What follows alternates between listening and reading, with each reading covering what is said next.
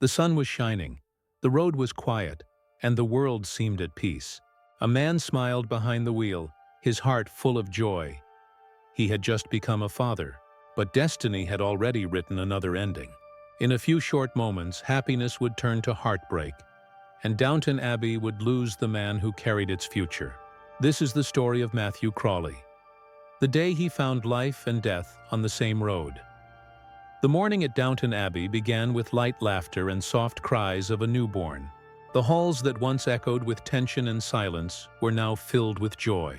Lady Mary, pale but glowing, held her baby in her arms. Her son, the future heir of Downton. By her side stood Matthew, his face bright with disbelief and pride. For a man who had faced war, doubt, and the uncertainty of love, this moment felt like a miracle. He looked down at the baby and whispered something only a father could understand. A promise to protect, to guide, and to love beyond all else. Outside, the air smelled of rain and spring. The world looked clean, alive. Matthew had never felt so light before, as if every trouble had been washed away by the birth of his child. The war injuries that once made him question his worth now seemed meaningless. He had a family, a son, a purpose. He kissed Mary's forehead and smiled. That quiet, gentle smile that said more than words ever could. "I must go tell everyone," he said softly, and she smiled back, her eyes full of trust and warmth. Downstairs, the servants were already buzzing with news. Mrs. Hughes couldn't hide her smile, and even Carson, the serious butler, seemed moved. "A new heir to Downton," he said proudly. "The future is secure." The entire house shared the same feeling, hope. After years of loss, heartbreak, and uncertainty, the Crawley family finally had a reason to breathe again. Matthew stepped outside into the light. The morning sun hit his face, and for a moment he closed his eyes.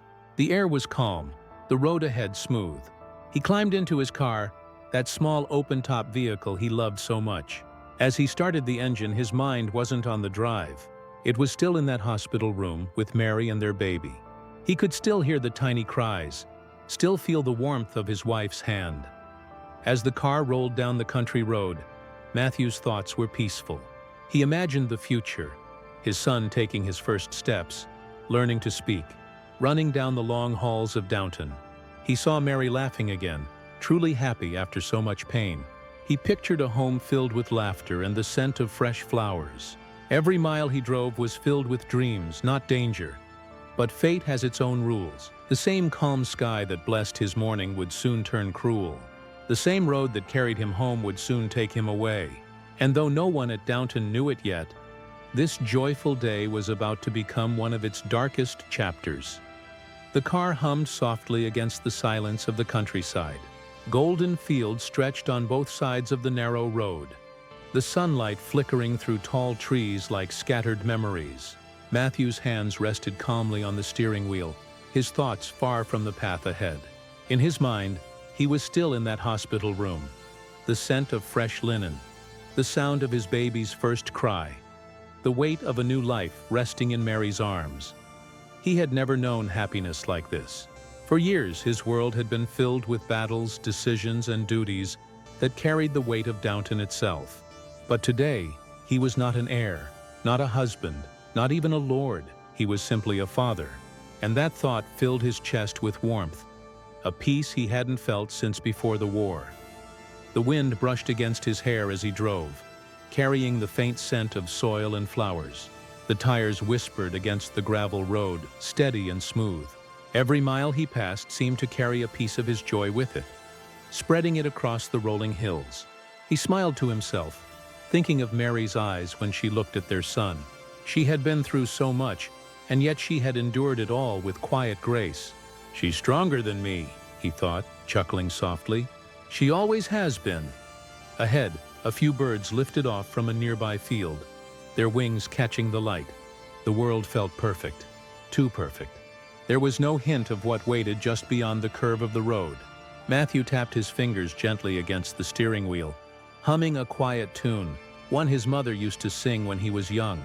He thought of bringing that song home to his son, a simple melody that spoke of safety and love. The countryside around him blurred into motion. Cottages, trees, and fences passing by in a soft rhythm.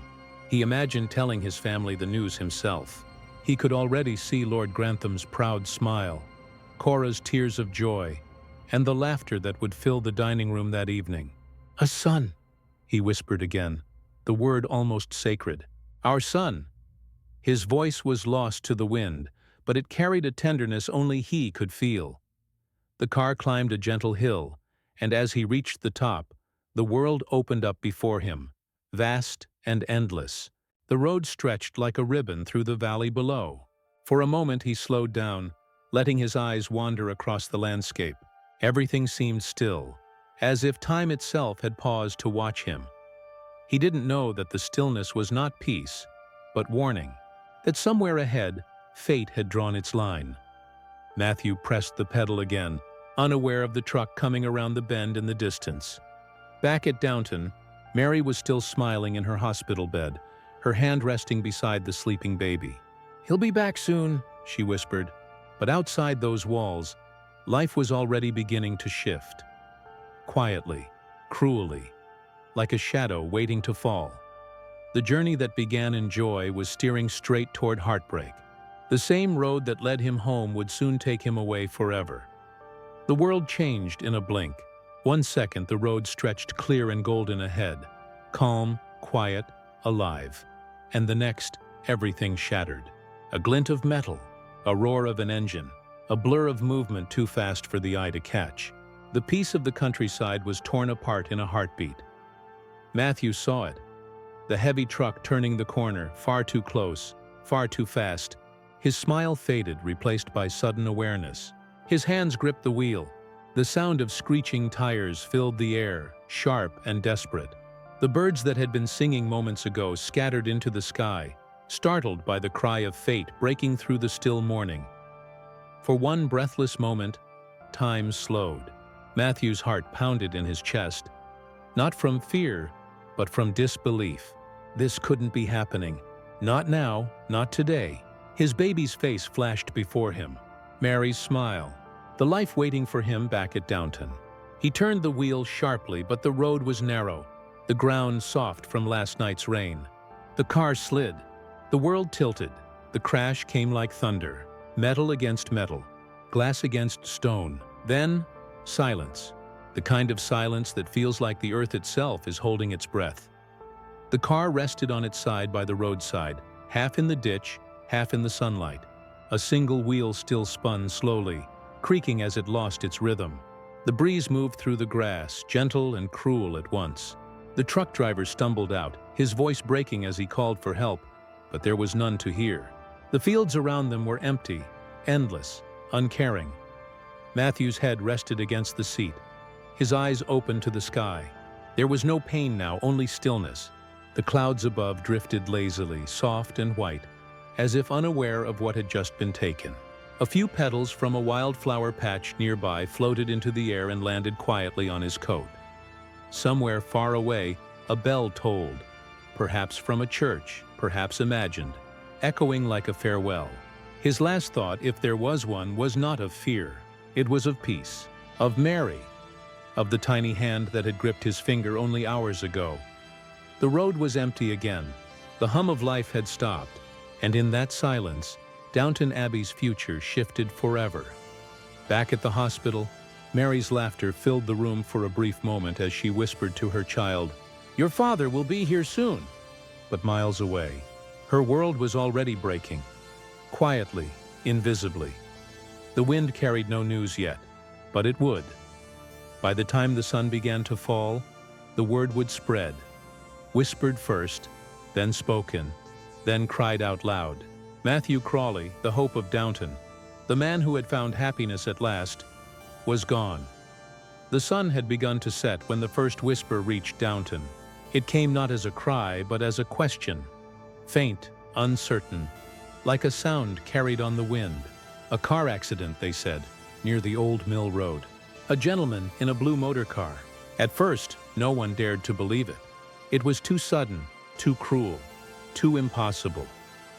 In the nursery, the baby slept peacefully, unaware of the storm rising outside his tiny world. Mary sat by the window, her eyes glowing softly in the evening light. She was tired, but her heart was full. Every breath she took felt new, as if life itself had been reborn inside her. She smiled faintly and whispered, "He'll be home soon." But downstairs, time began to slow. Carson, the butler, stood frozen in the hallway as the village messenger stammered out the words. Mrs. Hughes covered her mouth, her eyes filling with tears. Even the air seemed to turn cold. No one moved, no one spoke. The words hung in the room like smoke, heavy, choking, unreal. When Lord Grantham heard, he didn't speak at all. He simply sat down, his face pale, his hands trembling. Cora reached for him, but he couldn't look at her. "Not Matthew," he finally whispered. "Please, not him." Around them, the grand walls of Downton seemed to absorb the silence, the grief echoing through the halls like a ghost. Upstairs, the truth had not yet reached Mary. She hummed softly to her baby, tracing the outline of his tiny face. The nurse entered the room, her face white as linen. "My lady," she began, but the words failed. The sound of them, even the attempt, was enough. Mary's hand stopped moving. The stillness in the room deepened. She turned slowly, her eyes searching for the answer she already feared. "No," she whispered, shaking her head. "No, he's coming home. He promised." But the nurse could not speak. Only the quiet ticking of the clock filled the room, counting the seconds that now separated love from loss. The truth spread through Downton like a cold wind. The servants wept in silence. Mrs. Hughes leaned against the wall, holding a handkerchief to her mouth. Even Carson's voice trembled as he said, "We must inform her ladyship properly." But how does one announce the end of hope? How do you tell a wife that her husband's laughter will never again echo through these halls? Outside, the world continued as if nothing had happened. The sky burned orange over the fields where Matthew once drove. The same road now quiet, empty, marked only by a few broken branches and a trail of dust. The car had been moved, the wreck hidden away, but the memory remained. The sound of impact, the stillness after. Back at Downton, Mary held her baby tighter. Tears rolled down her face, falling silently onto his blanket. She looked down at him, and in that tiny face, she saw Matthew. His calm eyes, his quiet smile. "You have his heart," she whispered, voice breaking. "You'll carry him with you, always." The baby stirred slightly, his small hand curling around her finger, and in that fragile grip, life and death met. One beginning, one ending, both forever bound. Night had fallen over Downton, and the grand house stood in silence. The windows glowed faintly from candlelight, but the air inside felt hollow, as if the very soul of the place had slipped away with Matthew. The world outside was still wet from evening dew, the same road that had taken him now glimmering faintly under the moonlight.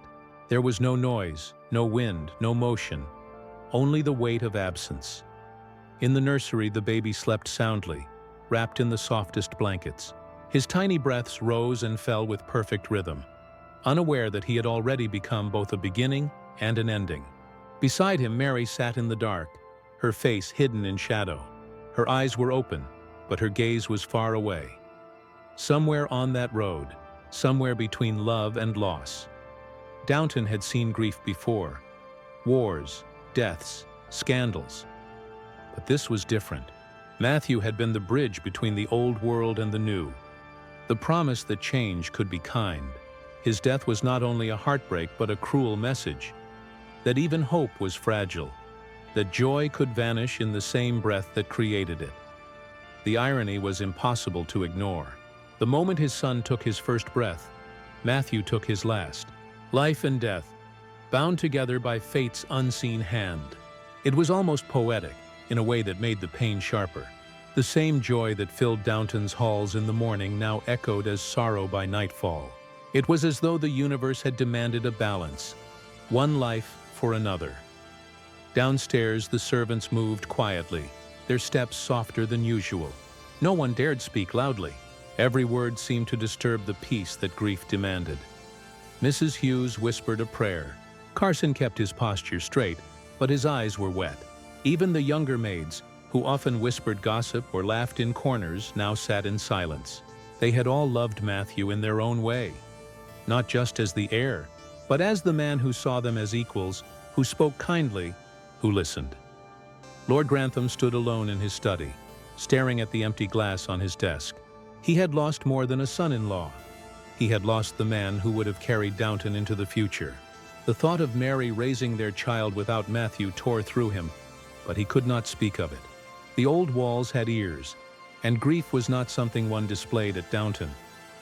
Upstairs, Mary finally stood. She moved toward the window and looked out at the stars. Her voice was low, steady, almost calm. "He's still here," she whispered. "He has to be." Her reflection in the glass looked pale and ghostly, like someone suspended between two worlds, one that held memory and one that held reality. Below her window, the gardens were bathed in moonlight, still and silver. It was strange how peaceful it all looked, how beautiful, while her heart felt broken beyond repair. Yet that was life, wasn't it? Beauty beside sorrow, light beside shadow, a baby's cry beside the sound of death. In the cradle, the baby stirred, his small fingers twitching in sleep. Mary turned toward him, and for the first time since the news arrived, a faint smile touched her lips. "You're my reminder," she whispered softly, "my proof that he was real, that he loved us." And as the clock struck midnight, its echo rolling through the empty halls, Downton seemed to breathe again. Slowly, softly, as if even grief had its rhythm, as if life, no matter how cruelly tested, always found a way to continue. Days passed, but time no longer felt real inside Downton. Morning came and went like a shadow, and nights stretched endlessly, heavy with the kind of silence that lingers long after tears have dried. The house remained alive in structure. Servants worked, bells rang, doors opened and closed. Yet it felt hollow, as though the heart of it had been removed. Every corner held a memory of Matthew. The staircase where he used to wait for Mary before dinner. The drawing room where his laughter once cut through the air like sunlight. Even the motor car parked near the stables looked out of place now. Too quiet, too still, as if mourning the man who would never drive it again. Mary moved through the house like someone caught between two worlds. Her eyes no longer sought company. Her voice rarely rose above a whisper. People spoke gently around her, afraid to disturb the fragile calm she carried. She wasn't angry. She wasn't broken in a way others could see. She was simply emptied. At night she sat by the cradle, staring at her baby's tiny face. He was peaceful, untouched by the sorrow that wrapped around the house like fog. Sometimes she would reach out to brush his cheek, and for a fleeting second, she'd see Matthew's smile reflected in that small expression. Those moments both saved her and shattered her. Proof that he was still here, and yet not here at all. Downstairs, life continued because it had to. Mrs. Hughes made sure the servants ate, even if no one felt hungry. Carson walked with purpose, though his hands trembled when no one was watching. "The estate must go on," he said one morning, his voice rough from holding in grief. Mr. Crawley would have wanted that, and perhaps he was right. Outside, autumn crept across the land. The fields where Matthew once drove were now scattered with fallen leaves. The road had been repaired, the broken branches cleared, as if the world wanted to erase what had happened. But nature doesn't forget. The air still held the faint echo of the crash, the ghost of that moment replaying quietly beneath the wind. In the village, people spoke of him with reverence. "A fine man," they said. "Too young, too kind." The tragedy became a story that slipped through every pub, every market, every church pew. Not just gossip, but a wound the whole community shared. For Mary, grief came in waves. Some days she felt numb, others she felt everything at once. The love, the loss, the ache of things left unsaid. Sometimes she walked the estate grounds alone, tracing the same paths they used to walk together. The leaves crunched beneath her feet, and in their sound she imagined his steps beside hers. But even in sorrow, life has a strange way of blooming. The baby began to grow, stronger, louder, more alive with each passing day. His laughter, when it finally came, echoed through the nursery like sunlight breaking through clouds. The first time Mary heard it, she froze. Then, for the first time since the accident, she smiled, not out of habit, but from something real. That small laugh filled Downton again, not with joy exactly, but with something gentler, remembrance, hope, and the quiet understanding that life doesn't stop for grief. It bends around it. It learns to live beside it. And so, the days moved on. Downton Abbey breathed again, its rhythm slower, softer. Matthew was gone, yes. But in every heartbeat of his son, in every dawn that broke over those endless fields, a part of him remained. The morning light returned to Downton with a strange gentleness, as if the sun itself understood what had been lost here. The estate stood tall once more, wrapped in gold and shadow, carrying within its walls a story that would never be forgotten. The air was cold, crisp, and quiet. The kind of quiet that feels alive, filled with the hum of memory. Mary stood by the window of the nursery, dressed in soft gray. Her hands rested lightly on the cradle, rocking it back and forth with a slow, steady rhythm. The baby cooed softly, his eyes half open, his tiny hand reaching into the air as though searching for something unseen. Mary smiled, not with joy but with peace, a fragile, healing kind of peace. Outside, the road stretched into the distance, smooth, ordinary, unmarked. No trace remained of the crash that had changed everything. The grass had grown back, the dust had settled, but some places don't need scars to hold pain. They remember in silence. Every time the wind passed, it whispered his name through the trees. Mary's gaze lingered on the horizon. For the first time in weeks, she whispered out loud, "I miss you." The words floated in the still air like a prayer. "But you're still here, aren't you?" she added softly, her eyes turning to her son. The baby's fingers curled around hers, small, warm, alive.